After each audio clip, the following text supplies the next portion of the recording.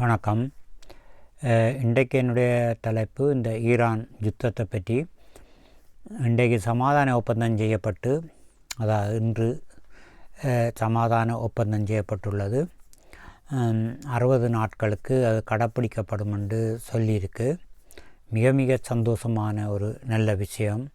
இந்த செய்தி அறிந்ததிலிருந்து அநேகமாக உலக மக்கள் எல்லோருமே சந்தோஷப்படுற விஷயம். உண்மையில் இந்த பாகிஸ்தானுக்கு நாங்கள் எல்லோரும் நன்றி சொல்ல வேண்டியுள்ளது.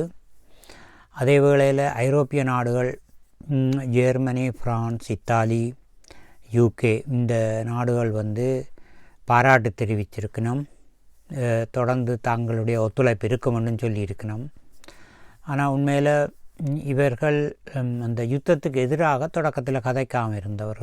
பாரிய அளவில் இந்த யுத்தம் வேண்டாம், இது உலகத்துக்கு பெரிய அழிவு பாதகம் என்ற விடயங்களை இந்த 4 நாடும் கதைக்கையில் உலகத்திலே ஐரோப்பாவிலே அந்த பெரிய பலமான நாடுகள் தான் இது.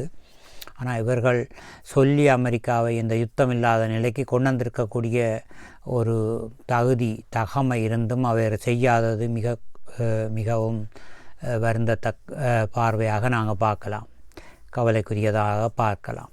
ஆனால் இப்போ அந்த சமாதான ஒப்பந்தத்துக்கு ஆதரவு தெரிவிச்சிருக்கிறார்கள். அந்த வகையில் நாங்கள் அதை சந்தோஷமாக எடுப்போம்.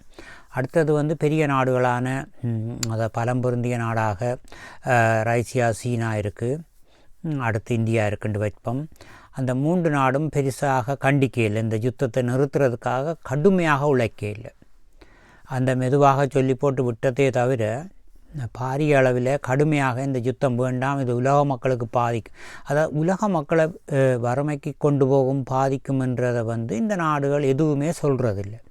இப்போ அதிலேருந்து எங்களுக்கு என்ன விளங்குதுன்னு சொன்னால், உண்மையாகவே ஒரு தங்கட தேசியம், தங்கட இல்லை, தங்கட நாட்டுக்கான வருமானம் என்று பார்க்குறார்களே தவிர, ஒரு பரந்துபட்ட மனித குலம் இப்படியான ஒரு இக்கட்டான நிலைமைக்கு வந்திருக்குத்தானே என்று சொல்லி இந்த யுத்தத்தை நிறுத்தணும். உலகத்தில் உள்ள வறுமை நாடுகள் மிகவும் கஷ்டப்படுவினோம், ஏற்கனவே மக்கள் பெரிய துன்பத்தில் வாழ்ந்து கொண்டிருக்கணும்.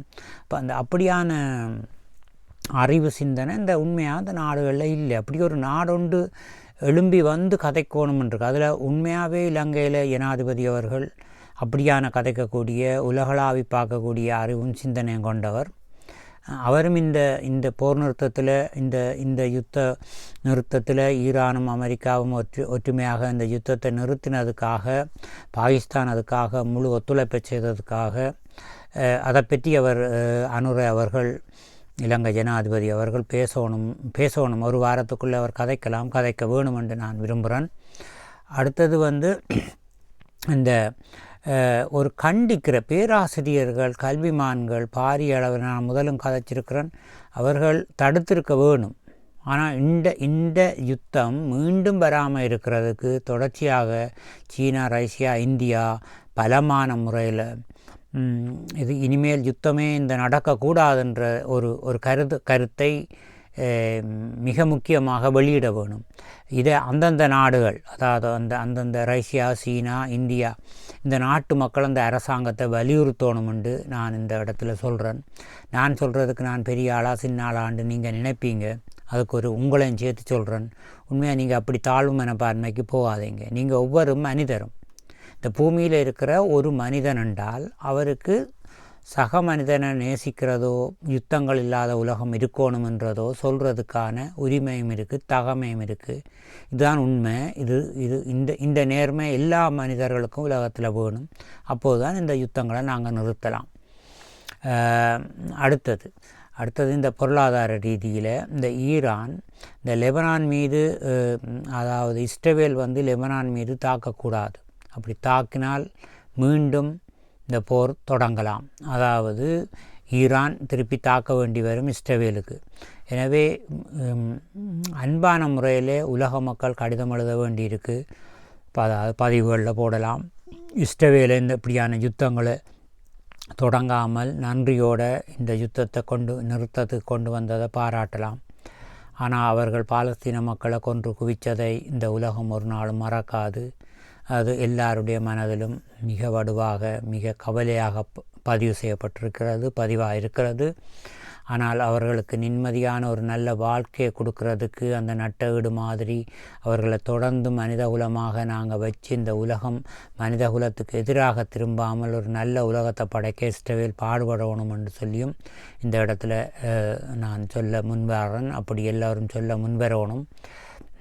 உண்மையிலேயே இந்த யுத்த நிறுத்தம் வந்தது மிகவும் சந்தோஷம். மிக மிக உலகம் முழுவதும் ஏழ்மை கஷ்டம். இன்னும் இப்போ இன்றைக்கு யுத்த நிறுத்தம் வந்தாலும் கூட இன்னும் 6 மாதத்துக்கு மேலே எடுக்கும் இந்த விளைவை பாதிக்க. இனி அதால் விலை கூடினது பொருட்கள் அதை எந்தெந்த நாடுகள் குறைக்காமல் அப்படியே வச்சிருக்க போயினமான்ருக்கு. உண்மையில் அந்த மனச்சாட்சியின்படி இந்த யுத்தத்துக்கு முதல் என்ன விலை இருந்ததோ அதுக்கு திடீரென கொண்டு வந்தே ஆகணும்.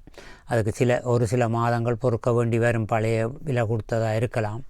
எப்படியோ அது நாட்டு மக்களுக்கானது தானே என்று சொல்லி அதை ஒரு மானிய ரீதியில் அந்த செலவை அரசாங்கம் பொறுத்து கொண்டு பழைய விலைக்கு பொருட்கள் வரணும். அப்படி வந்தால் தான் அந்த பணவீக்கம் கூடாமல் அது பண மதிப்பு இழந்ததாக பெருமானம் குறைஞ்சதாக அது இருக்காது. எனவே உதாரணத்துக்கு 250 ரூபா அரிசி விற்ற வேண்டாம் அதே நிலைக்கு வரணும். திரும்ப 350 ரூபா பெட்ரோல் விற்றிருந்தால் அந்த நிலை இப்போ 400 சொச்ச ரூபா இலங்கை என்ற சொன்னால் 350 வேண்டாம் 350க்கு வர்றது நல்லது. அது இன்னும் 3 மாதத்துக்குள்ளே 3 மாதம் கழிய வர வேணும். என்னென்னு சொன்னால் இந்த எண்ணங்கள் தாராளமாக பெட்ரோலியத்தை நாங்கள் மசகெண்ணெயை நாங்கள் வாங்கலாம். எனவே இப்படி இந்த யுத்த நிறுத்தம் அல்லது இந்த யுத்த நிறுத்தம்ன்றது இந்த இனிமேல் போர் இருக்கக்கூடாதுன்ற இந்த 2 மாத தவணை என்பது மிகவும் பாதுகாப்பாகவும் மிகவும் கடைப்பிடிக்கக்கூடிய ஒரு நல்ல ஒரு விஷயமாக வந்திருக்கிறது. இது தொடர்ந்து ஒரு மிக முன்னேற்றமான பாதைக்கு கொண்டு போகும். நிச்சயமாக இந்த உலகம் மகிழ்ச்சி அடைகிற போது அதை காண்ற அமெரிக்காவும் இஸ்ரவேலும் இந்த யுத்தத்தை தொடங்க மாட்டார்கள் என்று நாங்கள் நம்ப வேண்டும், நம்புவோம். இல்லை மாறாக அது நடக்குமாக இருந்தால் மிக கொடுமையானது, மிக மிக வெட்கமானது, அருவருக்கத்தக்கது. உலக மக்கள் எல்லோரும் அதை கண்டிக்க வேண்டும், கடிதத்தை எழுத வேணும் என்று நான் நினைக்கிறேன். அப்படி செய்வார்கள். ஆனால் இனி இந்த சந்தர்ப்பத்தை பாவித்து இனிமேல் யுத்தம் இல்லாத ஒரு உலகத்தை நாங்கள் அடைவோம். அதால் அன்பான இப்போ தமிழ் மொழியில் நான் கதைக்கிறபடியாக தமிழ் மக்கள் நிறைய சிந்திப்போம், நிறைய வாசிப்போம். இந்த யுத்தம் இல்லாத உலகத்தை கொண்டு வரதுக்காக தமிழ் ஊடகங்கள் கருத்துக்களை பரப்புரை செய்ய வேணும் என்றும் கூறிக்கொண்டு இந்தியா, ரஷ்யா, சீனா போன்ற நாடுகள் மிகவும் இந்த யுத்தம் மீண்டும் வரக்கூடாதுன்றதில் மிக அக்கறையாக இருக்கணும் என்று கூறுகிறேன். இது என்னுடைய மகிழ்ச்சியான ஒரு தெரிவிப்புக்காக நான் இந்த பதிவை இடுறேன். ஏனென்று சொன்னால் இவ்வளவு பெரிய கொடுமை, குதங்கள் எரிகிறது. அதில் 185 அந்த பிள்ளைகள் இறந்தது ஈரானில் மிக கொடுமை. இனி மீண்டும் அந்த உயிரை எடுக்க இயலாது. இது ஒரு அனாவசிய யுத்தம் என்று எல்லாருக்கும் தெரியும். எங்கோ இருக்கிற நாடு எங்கோ ஒரு நாட்டுக்கு கட்டளை இடுறது ஒரு நீதி அல்ல, அதுக்கான நியாயம் இல்லை.